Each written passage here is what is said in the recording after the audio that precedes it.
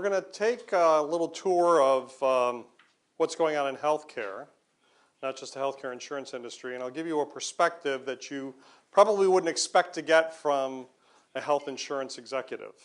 But as Peter mentioned, in 1979 I had flunked out of college for the second time with a 1.79 grade point average at Wayne State University, and I was assembling rear axle differentials for the Mercury Bobcat at Ford Motor Company and making $62,000 a year, and I thought that was a pretty good job. And it was a 7 to 3 shift and then weekends.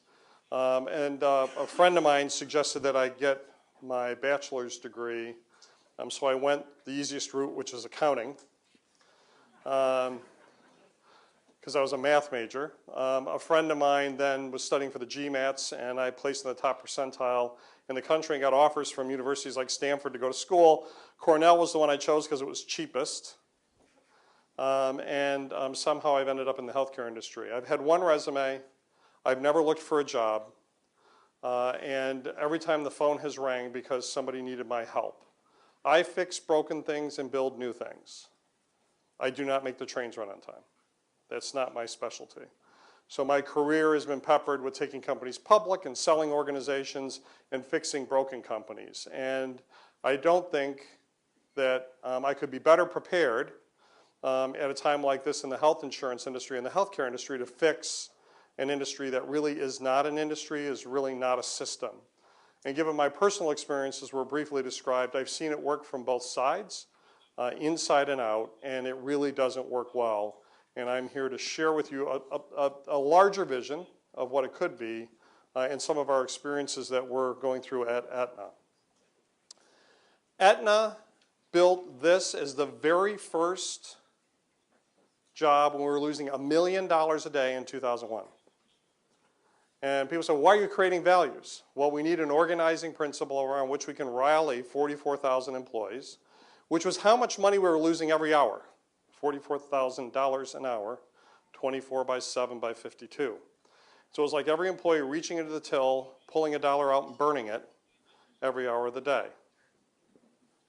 And so we organized them around these sets of principles, which is meant to put the people who use our services at the center of everything we do and to organize their thinking when there wasn't someone around to tell them what to do.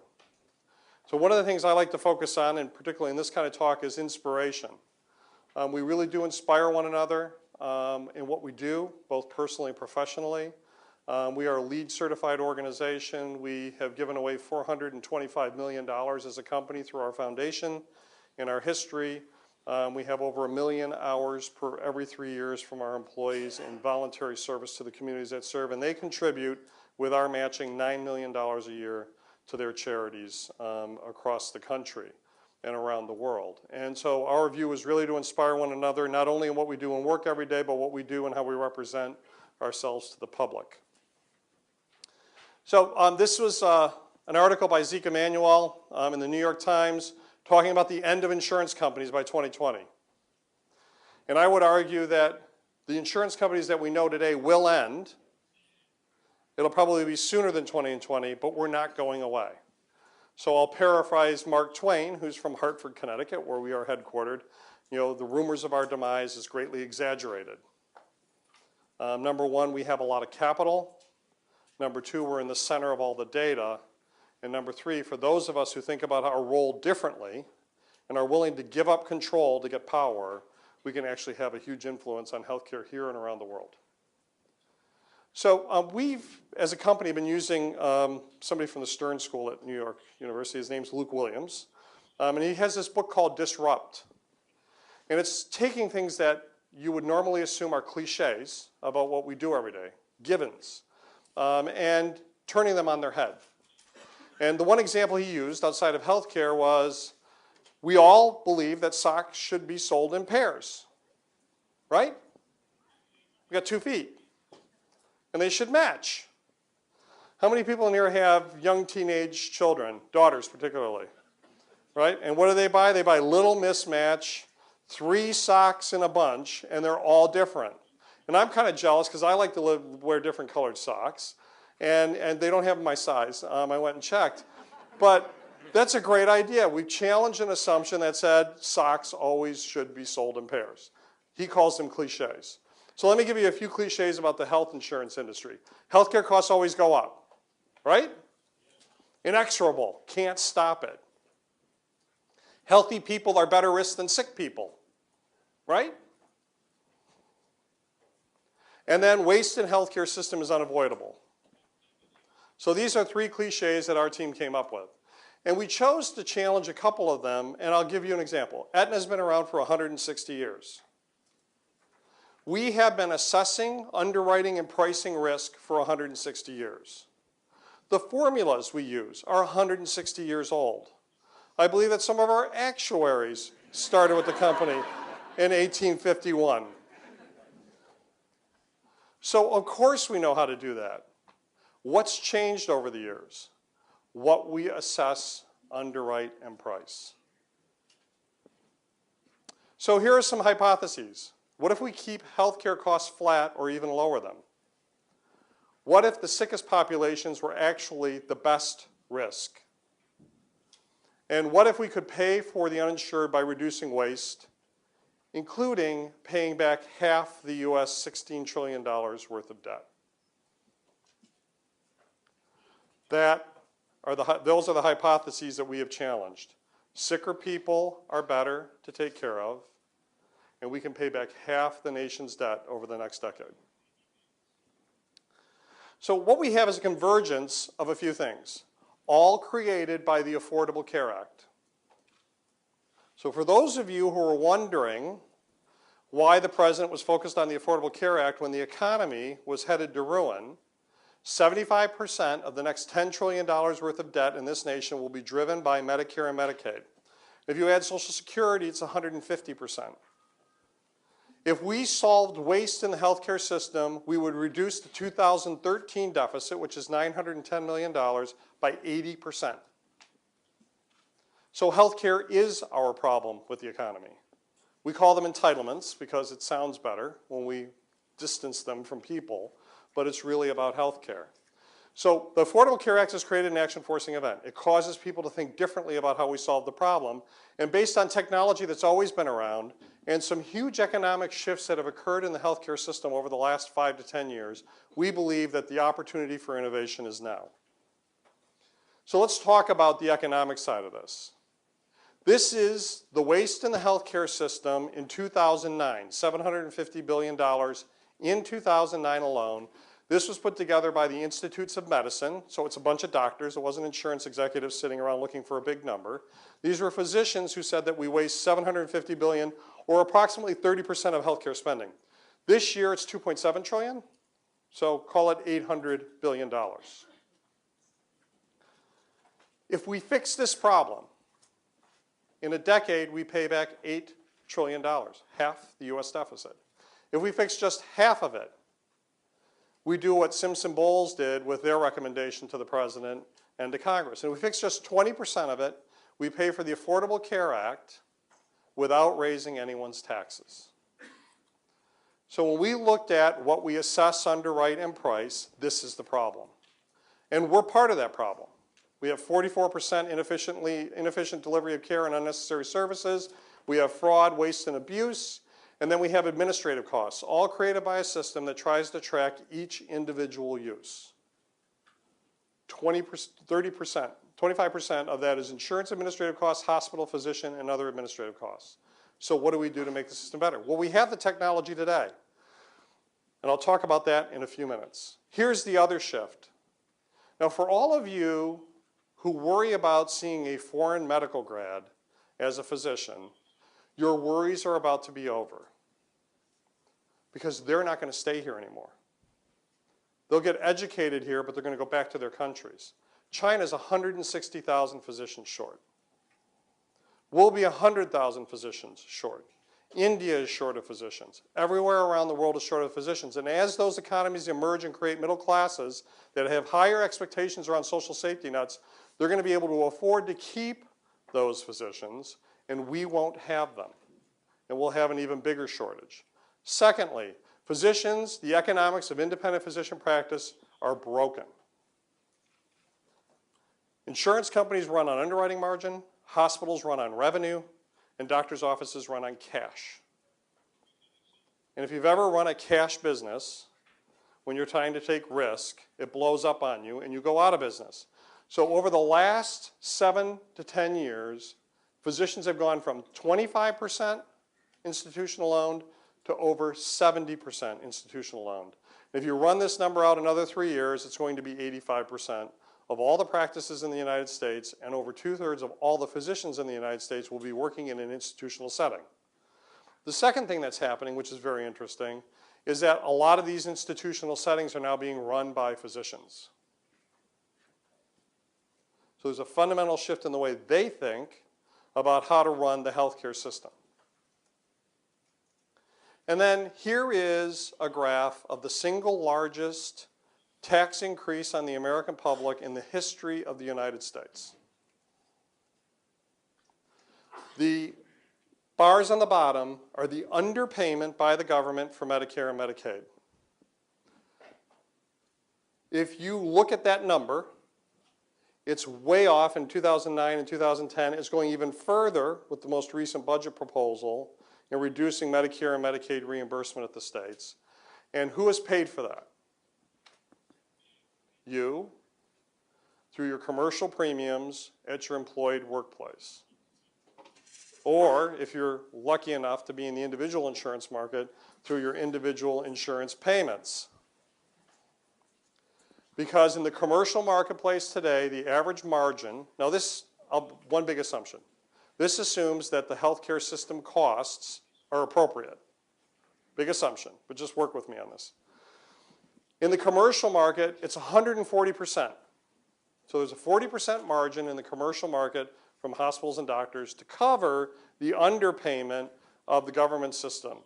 That is a tax, that's cost shift, but it's a tax increase. Because the government is underpaying, and you're turning around and paying that and covering that expense.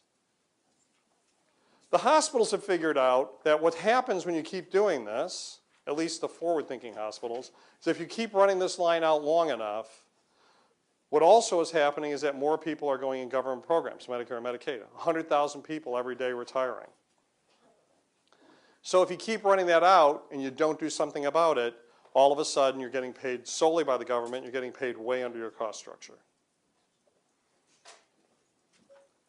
So let's talk about the technology side.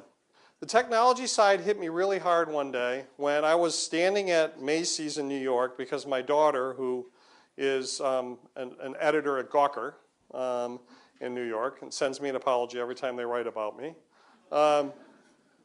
secretly. When she said I had to have this sweater, and here is it, it's at Macy's on this rack in this department. So I took out my Droid and I barcode scanned it, and up popped Google Shopper, and it said here's who made it and here's how much it costs. And then it told me all the other stores near me that had it, and I picked the cheapest one, and up popped Google Maps, and I got directions plus a phone number that I could call and have them hold it for me. And that all took 45 seconds. So I bought 2 sweaters. One for my daughter, and the other one I brought to work. And I started showing everybody at work, we need this for healthcare. So the technology I'm about to talk about isn't the genetic stuff or all the body devices, implants, and everything we can do. And I can spend time talking about that in the Q&A. We're working with all of those. I'm going to talk about the very simplest technology that we have available in every other aspect of our life. Why shouldn't the healthcare system work for us? Why shouldn't we manage our healthcare versus having to use the healthcare system? So here are some of the internet and mobile adoption users around the United States. I just returned from China, where we've done a joint venture, and I'll talk about that in a minute, with the Binhai New area in Tianjin. And in China, they have 600 mobile phones in the marketplace. And these are just smartphone subscribers, 270 million, almost as many people as there are in the United States. So this adoption is dramatically increasing everywhere around the world. And our problem here in the United States is that every time we build an app for the healthcare system, we have to force our members to use it because they want to use the phone. And it's like everybody checks out when they enter the healthcare system and puts all their technology away and, and wanders around the system like the Walking Dead. And what we're finding in places like China and in India, all people have are smartphones and mobile phones. And so you don't have to re-educate people about how to use them because that's all they use. That's how they access the system today. Aetna, for the last 7 years, has been buying technology. And every time we buy them, the analysts say, what are you doing? Why are you wasting your time on stuff like this? Well, today we now have the single best and the only full technology stack that allows us to create what I call health plan in a box. We put hospitals and health systems in our business. So we bought a company called Medicity, which is a health information exchange, now has 29.8% of the US marketplace wired together. They have a grid technology called iNex, which shares the computing power of the grid. We're real-time node encrypted, so each device is a node. And we now have an SDK, software development kit, and APIs on a public website for everyone to write apps, which can be downloaded from the iNex platform to physician and hospitals' desktops to get healthcare technology much cheaper than they get it from their legacy vendors today.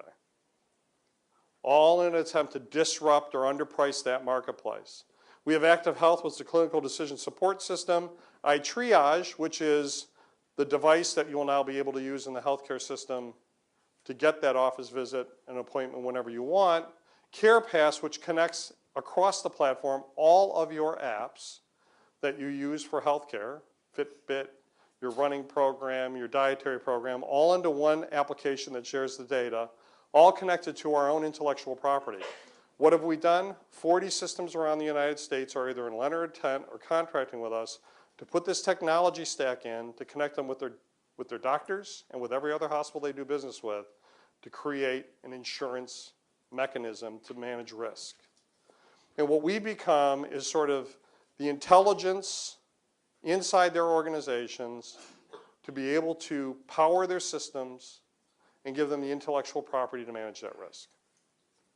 We have made it payer agnostic. They can use it for all of our competitors, and we allow them to white label it and put their own products in the marketplace.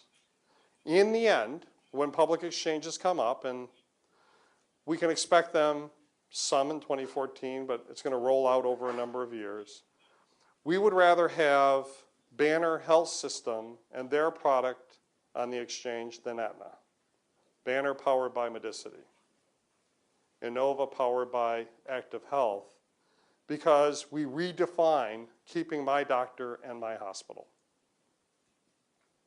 And so it becomes a different kind of healthcare system. And all we are is the intellectual property inside the system helping them manage it, using our risk-based capital to help support their overall risk management.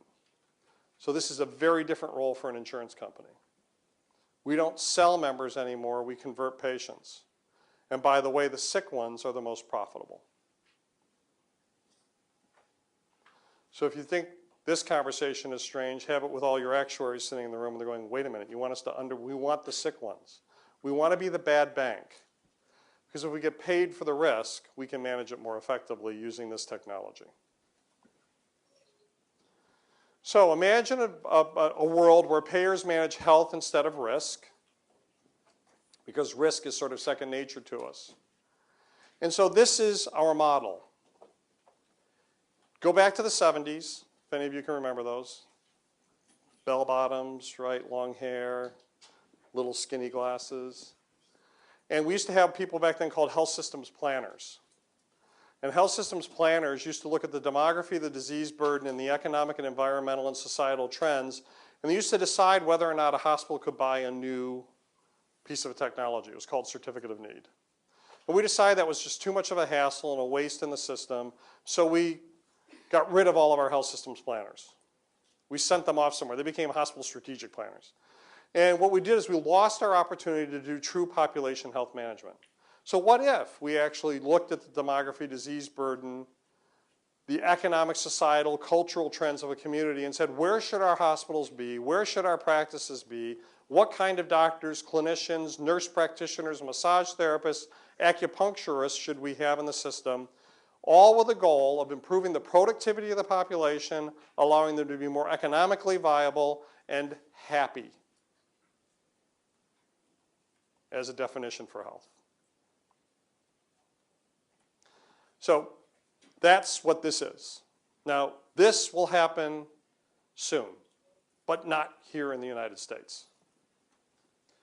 This is a shot I took from a car 3 weeks ago. This is the Binhai New area of Tianjin, China, where this is one of 6 different pods of 20 to 30 skyscrapers, all 50 to 100 stories, all going up at the same time. They're all empty. So you just keep driving around. They planted 373 million new mature trees to improve the environment, and it looks a bit like Manhattan when you get close enough to it because they want it to be China's Silicon Valley. And they want to attract 4.5 to 6 million multinationals to this community, and they want to have a healthcare system for the future. Now, why do they need a healthcare system? Well, China's savings rate's 50%, a third of which goes to first for education, because education ends early. Second, to healthcare, because they only cover 240 RMB, which is 40 US dollars. And healthcare, everybody's insured up to 240 US dollars. And then thirdly, for housing. And with 53% of the population now in cities, their imports required to support that population are overwhelming their exports. And so they need to create, as part of the 12th five-year plan, an inclusive economy focused on moderate prosperity, or a domestic economy. And the only way to do that is to reduce the savings rate. And the only way to reduce the savings rate is to create a safety net in healthcare and education. And oh, by the way, if the healthcare system were designed properly, it could be an economic engine that improves the productivity, financial viability, creates a service industry, low carbon footprint, that could then support their domestic economy. That's what they want. We signed a joint venture deal with Tianjin High Tech 3 weeks ago, March 25th, to help them build that healthcare system as a future, as a pilot, so that they can consider it for the rest of the China. It will be the largest healthcare systems project China's ever invested in, 300 million RMB. And so this model is really built around that population health management model I showed you, creating a happier population. Now, it's not all altruistic. It's a political problem for them as well, unless they get this problem solved. And what they don't want, as the finance minister told me in one of my meetings with him, was we do not want the US healthcare system because in 40 years we can't afford it. Now, China, little known to most people, will have more people as a percentage of the population over 65 by 2030 than any other country in the world. It'll be 29%. Germany's the highest with 27%. Currently, they have 97.5 million diabetics. We have 27 million in the United States. So they already have this problem. They just don't know it. And quite frankly, people just don't get the care. One of our hottest selling products in China is for the high net worth individuals to be evacuated out of China for tertiary and quaternary care. They will pay anything for that policy.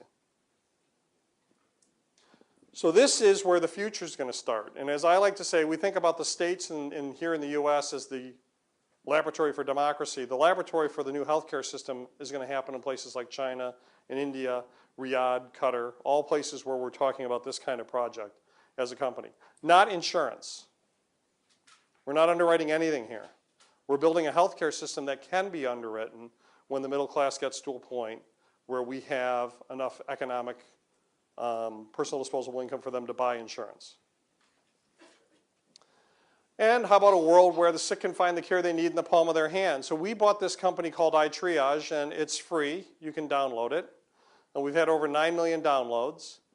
It has a symptom checker. You can get appointments with your provider. You can send them your health data out of your personal health record.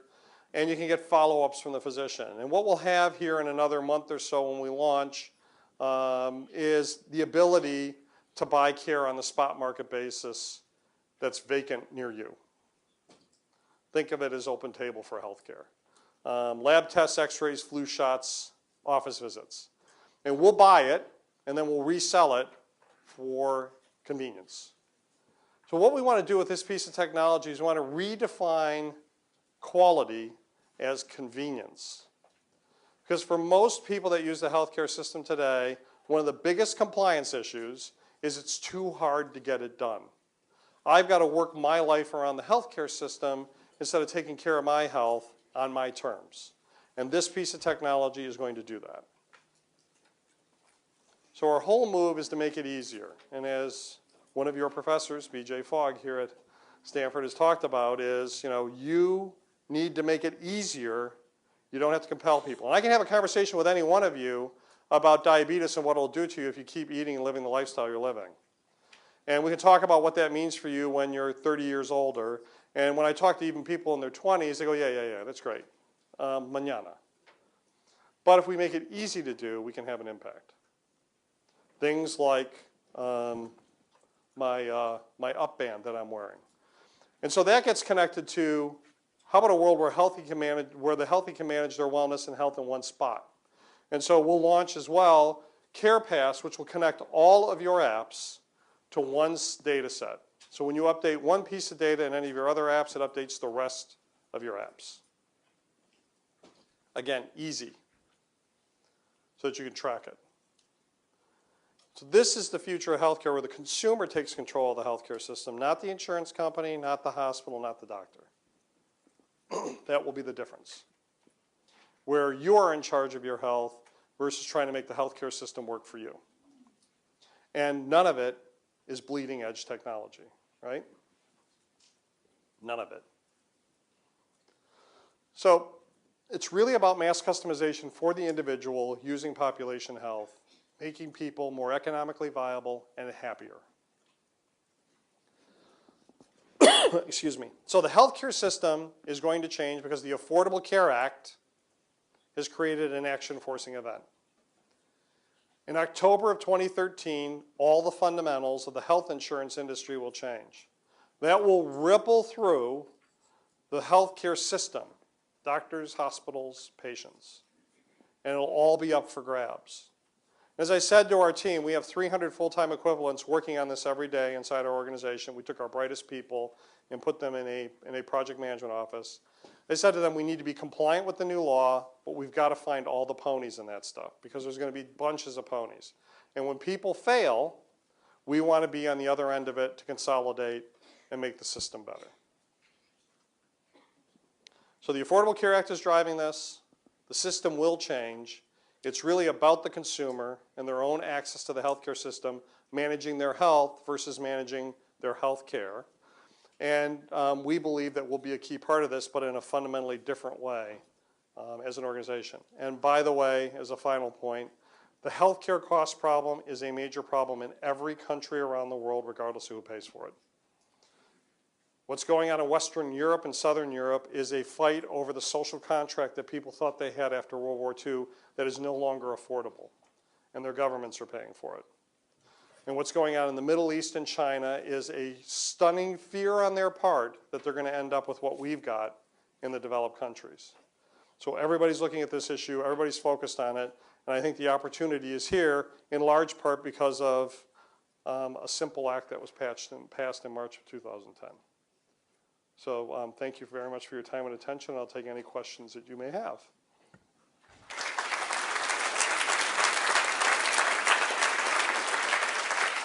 We have microphones up here, and being from Detroit, I cannot be intimidated or insulted. So any question is a good one. Could you comment on care of seniors in the last year of life as well as mental health issues? So on July 15th, 2002, I put my son into hospice. He had T-cell gamma delta lymphoma that was considered incurable. And I had lived with him for 1.5 years in the hospital trying to fix it. And in order to do that, I had to admit he was going to die in 6 months and that I could no longer seek curative services. Well, we found a drug in Europe to help feed him. He was starving from his cure. And he graduated from hospice, and he's now a quant at State Street Financial Advisors in Boston, and living a very good life. He was the recipient of that kidney I gave away in 2007, and we get together on Sunday evenings and get the kidneys back together and drink Bud Long Necks. When I got back to work, we changed our end-of-life program. And what we said was, we are no longer going to make you admit you're going to die in 6 months, and we're going to allow you to seek curative services even while you're in a hospice. And because we were afraid of what that would do to our costs. We did it with our self-funded clients. Let Mikey try it, right? And we did it with our self-funded clients, and we were stunned with the results. 89% drop in acute days, 79% drop in procedures, an 80% drop in costs, and feedback from our customers, from our members, that was just incredible. And so now all of our clients get it. And we think that ought to be the standard across the United States. Now, we introduced it to the White House during the healthcare reform debate, and they wouldn't touch it because of death committees, right? Death panels. And so we brought it to IOM and said, why don't you hold a conference? We held the conference, and we haven't made much progress because I think people are afraid to touch it because of the political realities. But we think that's the way to move forward. It's easier for people to do. Yes? Thank you for your time. I do research in BJ's lab here and sometimes get to work with your Aetna folks, so Yep. I'm thrilled to listen to you. So a lot of what you talked about is really exciting and also heavily dependent on healthcare consumerism here in the United States. And we've been receiving our healthcare through employers since World War II. And so this shift to healthcare consumerism is what culturally we're hoping for. I was wondering if you could comment on that and talk about what Aetna and other payers are doing about that. The shift to healthcare consumerism is unstoppable and inexorable for a couple of reasons. One is that employers have been shifting 50% of the increase in healthcare costs to their employees each year for the last 7 years. And so if you keep that trend going for another 5, employees will be paying half of their healthcare, either through out-of-pocket costs on benefits or insurance, shared insurance premiums. And so when that happens, they're going to say, well, what are you guys doing for me on trend, right? And so we believe it's inexorable. The second thing that's going to happen is that the public exchanges have now freed the minds of health insurance executives around the country to build private exchanges. And what private exchanges will do is create marketplaces for individuals that allow them to get a value equation on benefits that matches their personal lifestyle. So there'll be more offerings, and because there will be more offerings, they'll be able to select with selection tools that we've built and tested, and actually the overall pool's risk goes down. Because people are not underinsured or overinsured, they're insured just right for what they expect for their families. So it's going to be a consumer marketplace, even though the employers may be involved, but I think evolutionary over time, they'll actually sort of disappear and move to defined contribution, and off they'll go. So it's going to happen. It's here. We believe it's here. It's just early in the game, but you can never get too early, get started too early on the change. Yes. Hi, Mark Zitter. I appreciate your comments and support of everything you're doing. My concern in terms of healthcare costs going up is the biggest chunk of it and the fastest growing, and probably the place with the greatest waste is hospitals. And it's hard to be much of a consumer in the hospital side. Aetna, good example. You're typical at 7, 8, 9% market share in any local area, and it's a very local issue. So how can either the insurance industry or consumers really make a dent in what is the biggest and fastest growing part of the costs? So the consolidation you're seeing that I showed on that slide, consolidation with physicians, is also happening between hospitals, and systems are getting larger. And so the model of what I call mutually assured destruction, which is we beat each other up in the marketplace until somebody loses or gives up or gets tired, won't work. Because the people that get lost in the middle of that are the consumers, the people who are using the healthcare system. So we need to fundamentally change our relationship. And so our model of infusing our technology and capabilities into their own running of the system will cause them to change that. And the systems that are forward thinking, and we've selected the systems we're working with very carefully to make sure that we have people that will get it right so that we create, okay, I want one of those too over time. Now, the thing that I don't talk about often is the ugly problem that's going to happen 5 to 10 years from now. And that is, we used to, in Michigan, where I grew up, we used to get water in the basement in the spring when it would rain. And so you go downstairs, I got 3 feet of water in the basement. That wasn't bad. It was when the water went away that you had this horrible problem that you had to clean up. Well, when we get through this shift, there will be all this stuff we have left that we won't know what to do with. Capacity. I go up to Blue Hill, Maine every summer. The Blue Hill Hospital. I mean, I can't imagine what goes on in that place and why it's still there. But the people in that community love it. But that place isn't going to survive. And so there are going to be a bunch of places and things and technologies and doctors, particularly specialists, that we aren't going to need anymore. How do we best use them? Well, in emerging countries like China, they are doing everything they can to get primary and secondary care systems up.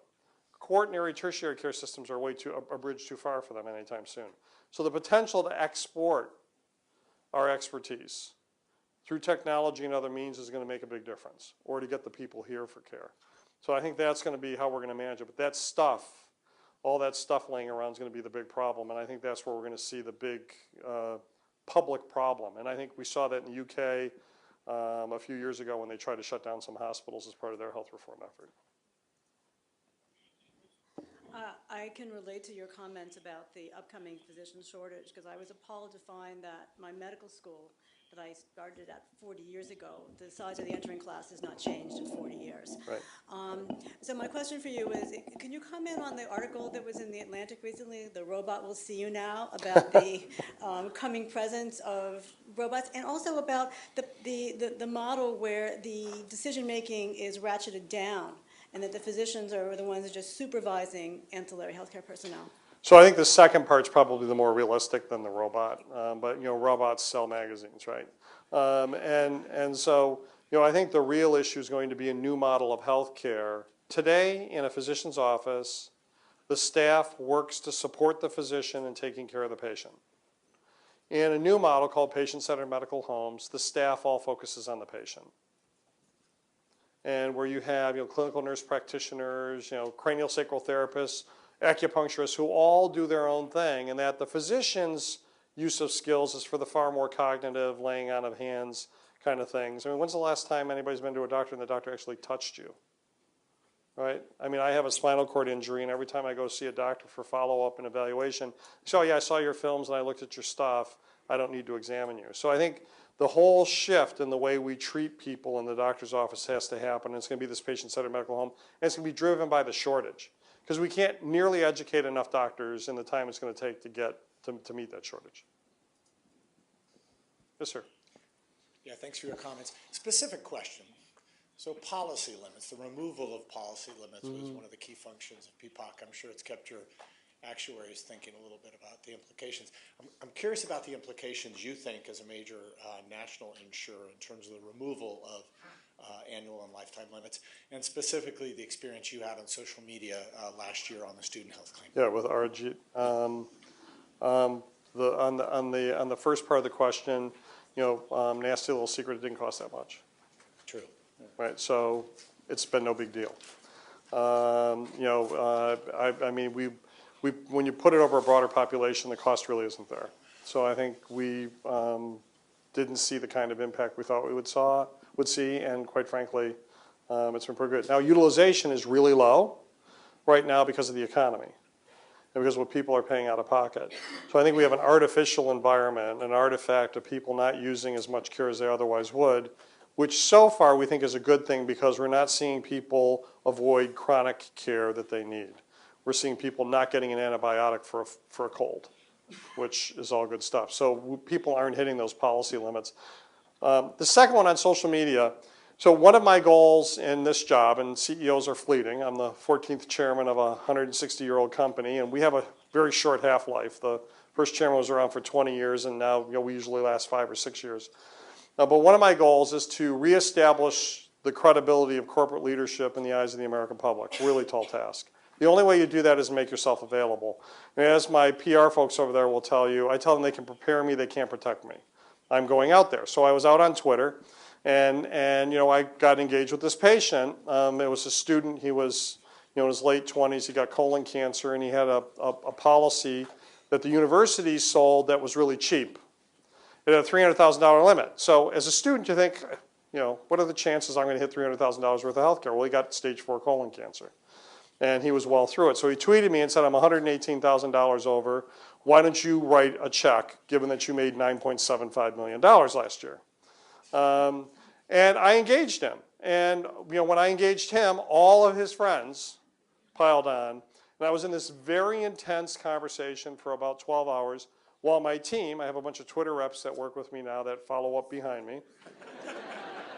They were working out an arrangement with the school to try and get this kid more coverage. And so what we found out was there was 5 other students that had the same problem. They weren't not all colon cancer, but they were hitting their limits. at the same university, right? And so what we did is we had the university pay up premium for each of those 6 people to a $500,000 limit, and then we renewed them at $1 million limit the next year. And then, of course, when the Affordable Care Act kicked in, there was no limit. And we were able to get them covered, and we got it all paid. Now, REG just passed away 2 weeks ago, the end of March, because he was pretty advanced in his cancer. But that is just a typical problem that I deal with a dozen of those every day. Not as big a case, but cases now that reach out to me and want me to help, and we solve most of those problems. And we also say no to some people who have, expectations beyond it. Now, where's this all headed? I would argue that if we do population health management right, we don't need benefit plans. Now, you have one of those here in California. It's called the SCAN Health Plan down in San Diego, and it's called a social HMO, where we provide all the benefits necessary to keep people healthy. Follow-up cab ride to the office after a discharge from congestive heart failure, diapers for mothers of 3 who can't afford them, all toward making this investment in keeping people healthy. So if we make that leap, and I may either be on the beach or taking a dirt nap by the time we get there, but that is sort of the evolution we need to move to, where the community gets together and say this is what we should provide in the way of services to people to keep them healthy. Yes? So I look at things from a little different perspective. That's okay. How do you add the liability factor into the conversation, and what weight do you put to that when you speak to, for instance, the nurses or staff taking care of a patient instead of the physician, and then some of these personalized apps? I wonder how that's being factored in from your perspective. Well, on the latter part on the apps, we do spend more time with the FDA than we would like. And we try to stay this side of having to be regulated as a medical device, but we're getting closer with each evolution that we make. And so we know where that line is, and we're trying to stay on this side of it, but I think we'll eventually have to cross it. And we're working with companies like Medtronic to connect to their pacemakers to follow arrhythmias and to report those into our clinical decision support systems and get the information to the doctor before the patient even knows they've got a problem. And all of that's going to drag us into the FDA compliance problem. And we'll have to get approved. So we're not quite there yet, but we're on this side of it. On the liability side of things, we've been dealing with liability, and we have a list that would probably impress you of cases going on in any given day. And I think we handle those well. And part of handling it well is really to be very honest with the people we're dealing with and be very transparent about what they're getting and not getting. And I think that works in the practice setting as well. Because people often don't get explained what's going on. They don't get the right set of information to make good decisions, and they have different expectations than they should have and want to blame somebody. They get angry. And I'm probably abnormal. I worry less about malpractice liability as a driver of healthcare costs than all those other things up on that list. And so we could solve those, we can then get at malpractice liability. But all those other things I had on that circle of $750 billion are far more significant than malpractice right now. Okay?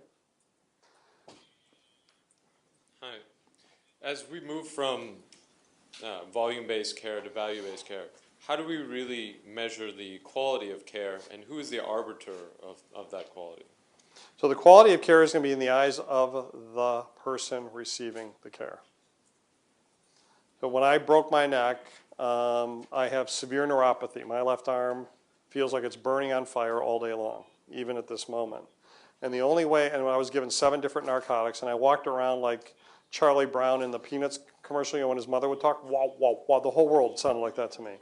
And I knew I wasn't going to be a highly functioning human being. I went and got cranial sacral therapy, acupuncture, I carry my own needles now and do it myself, and I use yoga and meditation to manage my pain every day. I take no pain medication. Now that is outside the norm of what we would call healthcare, right? But for me, that's what makes me healthy.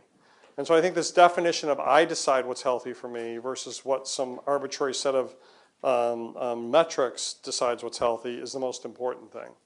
And so getting that into people's hands and allowing them to make that decision will make them happier and healthier. Now, how do we pay for that?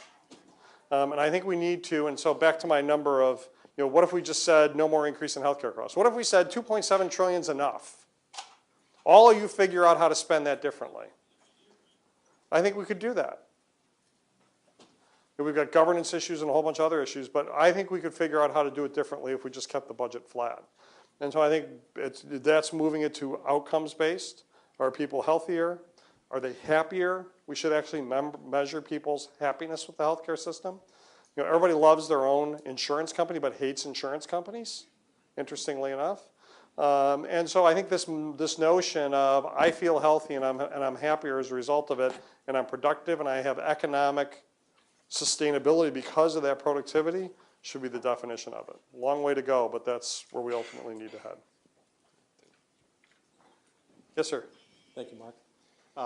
In this inevitable world of consumerism, in every other aspect of being a consumer, price transparency is a foundation, it's a fundamental. Can you talk about what you see as the role of price transparency, and in particular, what Aetna is doing to support it both internally and in support of others who are trying to pursue it? So we have the top 30 prices of what we pay to every provider in the United States on our website for any member who wants to look at it. Less than 10%. We have a member payment estimator tool that allows you to auto-adjudicate your claim on your smartphone at the doctor's desk and settle up with your provider. Less than 10% use it. So there's something fundamentally wrong with people's, so this CarePass platform is really about changing that, where I go to a place where the ecosystem supports me in interacting with the healthcare system versus having to go to this app to find my doctor, this app to find out how much it's going to cost, this app to pay for it. It needs to be in a common ecosystem like that Google shopping experience where Google Shopper popped up and then Google Maps popped up all at once without me having to do it. And so I think that is where we need to go next in order to get it done. Transparency will be critically important, and people are more and more asking for it. Right now, we're all over the map from a transparency standpoint. At Aetna, we have the real prices we pay, absent the benefit determination, which we can now do as well. But there are reference-based pricing, which I don't think works really well, and people sort of look past it. But as they're pulling more out of their pocket, they're going to start asking that question. The best thing to do is move away from that model of fee-for-service to bundled payments, and I think that'll be the step that'll make that transparency go away, or that issue anyway. Yes? That actually leads quite nicely into my question, which is if we're focusing on, you know, if consumerism in healthcare is a wave of the future, it could be argued that overtreatment and overutilization could be somewhat driven by this consumer demand of healthcare services. Mm-hmm. And a lot of that demand is sometimes supplied or driven by physician decision-making. This needs to happen, this test needs to be assigned, which could be considered one of the reasons for rising costs. So what role do you think physician payment incentive models, and what role does Aetna play in driving physician behavior and decision-making in the future? So I think it matters, and I think the juxtaposition of member out-of-pocket, physician reimbursement, and the medical management model, which includes transparency and advice and all those other sorts of things, is going to really create a behavior change. But it needs, again, to be simple. It needs to be like falling out of bed. And so, you know, I think that model is where we need to go. But I don't. Here's the problem. If I agreed that I was going to pay 90% of your next car, what kind of car would you get? You get a car 10 times the amount you could afford to pay for a car, right? That's the economic principle. That's the problem we have in the healthcare system. If I only have to pay 10% of my costs, then anything that I can afford up to that 10%, the 90% somebody else's nickel, I'm okay with that. And so I think the shift in benefits is going to create a change, but it really needs to be informed by data, and it needs to be simple to get. I think ultimately, I would argue, and what we're doing with some of our major health systems is creating budgets and saying, here's what we think healthcare costs on average across the population should be. We'll take half the risk, you take half the risk, and we'll give you all the technology to do that. That's what we're doing. And we actually have some health systems that are saying, we'll take 80% of the risk because we so much believe in our ability to better manage, better governance, and better manage our population that we'll take 80% of it. And they're winning so far. Thanks. Hi. Hi, Mark. I guess this is the last question. My question for you is around how do you create a more educated consumer in a marketplace where they're going to be directing their healthcare decisions, specifically in terms of the level of care and in terms of the site of care, so that they utilize the system appropriately? So I think trying to educate everybody on how the healthcare system works in a level of detail isn't going to work. Sorry to say. And the reason is that unless the amount of information I can gather is immediately available and that when I act on it, it has an immediate response, I'm not going to pay attention to it. Let's look at my favorite topic, obesity, right? 62% of the American public is overweight. You know, more than a third of the American public is obese. And in our population of 37.5 million people that we manage, 34% have a chronic disease, which drives 75% of our healthcare spending. And of those people that have a chronic disease, more than half of it is related to their body weight. So in 2009, we spent billions of dollars in this country to prevent the swine flu from killing 10,000 people. And we lose that many people a week to obesity. Now, if I were to have that conversation and say, put the cookie down, because 25 or 30 years from now, you're going to have metabolic syndrome, which is highly correlated to waist size and to fasting glucose. And that means you're going to have a 60% chance of being diabetic, which is going to cost you money, dramatically impact your lifestyle, cause you to maybe lose sexual function and a whole bunch of other things, limbs, and you ought to be worried about that right now. People yawn and go, are you done yet? Because I got a party to go to. And so I think that is our problem. And that is the single biggest, it is a pandemic across the United States, this disease. And it's a pandemic around the world. And we're not doing it. Saudi Arabia has the highest incidence of diabetes of any population in the world. And you know why? 50 years ago, they found oil. And being overweight and having somebody else do your work and eating really good food was a sign of wealth. And when I talked to one of our partners from the Oleon group in Riyadh about why is this happening, she said, Mark, 2 generations ago, my grandfather was a Bedouin tribal leader starving in the desert. And now we've arrived with the highest diabetes burden in the world. So I think that, so health education on those issues aren't going to work. We need to make it real easy for people to stay fit. So I've got my, my up band, and I put it on February 7th. I've lost 15 pounds since then because I'm a data geek and I look at it all day long. How many calories have I consumed? How many have I need to go for a walk? Instead of that last glass of scotch, I'll go for a walk. And that's what people need to see. It needs to be immediate. It happens now and you're interacting with it now. Thank you so very much for your time and attention.